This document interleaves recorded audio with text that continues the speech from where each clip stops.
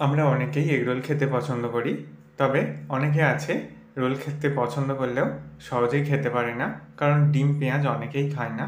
আজ আমি ডিম পেঁয়াজ ছাড়া নিরামিষ রোল কিভাবে বাড়িতে বানানো যায় সেই রেসিপি শেয়ার করব।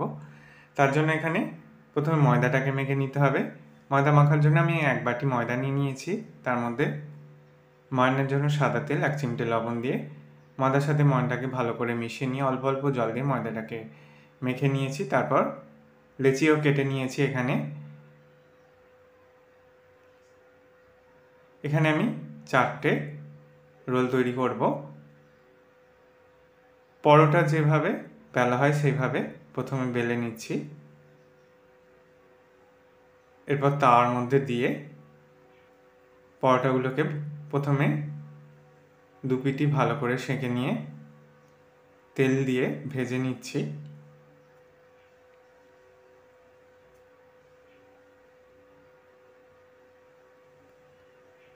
এক পিঠ ভাজা হয়ে গেছে, অপর পিঠও ভালো করে ভেজে নিচ্ছি। পরোটা ভাজা হয়ে গেছে, একইভাবে প্রত্যেকটা পরোটাকে আমি ভেজে নিয়েছি। এবার একটা ব্যাটার তৈরি করে নেব। ব্যাটার তৈরি করার জন্য এখানে আমি 4 চামচ বেসন নিয়েছি। অল্প অল্প জল দিয়ে ব্যাটারটাকে রেডি করে নিয়েছি। এবার পরিমাণ মতো লবণ দিয়ে দিলাম। এখানে তোমরা চাইলে হলুদ গুঁড়ো মেশাতে পারো, তবে আমি হলুদ গুঁড়োটা মেশালাম না। দিয়ে দিয়েছি এর মধ্যে ধনেপাতা কুচি আর অল্প একটু শুকনো লঙ্কা কুচি দিয়ে দিলাম। বেসনের ব্যাটারটা খুব ঘনও নয়, আবার খুব পাতলাও নয়, ঠিক এইভাবে বানিয়ে নিতে হবে। ভালো করে মিশিয়ে নেওয়ার পর এরপর ওভেনে তাওয়াটাকে গরম করে নিয়ে দেখো ব্যাটারটাকে দিয়ে দিচ্ছি। অল্প পরিমাণে একটু আমি ব্যাটার দিয়ে দিলাম, বেসনের ব্যাটারটাকে। আবারও বলছি, তোমরা চাইলে এর মধ্যে হলুদ গুঁড়োও ব্যবহার করতে পারো। এরপর ঠিক যেভাবে ডিমের ব্যাটারের মধ্যে এই পরোটাকে দিয়ে দেওয়া হয়, সেইভাবেই বেসনের ব্যাটারের মধ্যে পরোটাকে দিয়ে ভালো করে তেল দিয়ে ভেজে নিতে হবে।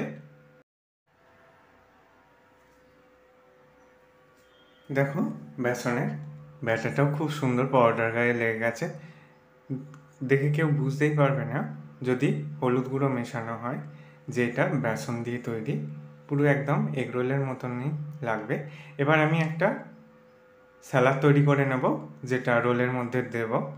তার জন্য শসা কুচি, টমেটো কুচি, গাজর কুচি, এখানে তোমরা চাইলে ক্যাপসিকাম কুচিও ব্যবহার করতে পারো। দিয়ে দিলাম পনিরের টুকরো, বিট লবণ আর চাট মশলা দিয়ে অল্প একটু লেবুর রস দিয়ে দিলাম। এবার দিয়ে দিচ্ছি কাঁচা লঙ্কা কুচিয়ে, ঝালটা তোমাদের পছন্দ অনুযায়ী দিয়ে দেবে।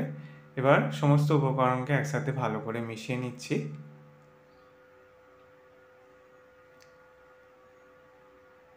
রোলের স্যালাডটা রেডি হয়ে গেছে। এবার রোলের মধ্যে অল্প করে এই স্যালাডটা দিয়ে দিচ্ছি। স্যালাডটা এইভাবে রেডি করে নিয়ে দিলে বেশ খেতে ভালো লাগে। এবার বাড়িতে তৈরি করা টমেটো সস দিয়ে দিলাম। এবার রোল করে নিলেই তৈরি হয়ে যাবে নিরামিষ রোলের রেসিপি। আশা করি রেসিপিটা তোমাদেরও ভালো লাগবে। ভালো লাগলে বন্ধুদের মধ্যে অনেক শেয়ার করো, লাইক কমেন্ট করতে ভুলো না। সকলে সাবধানে সুস্থ থেকো। ভিডিওটা দেখার জন্য সকলকে ধন্যবাদ।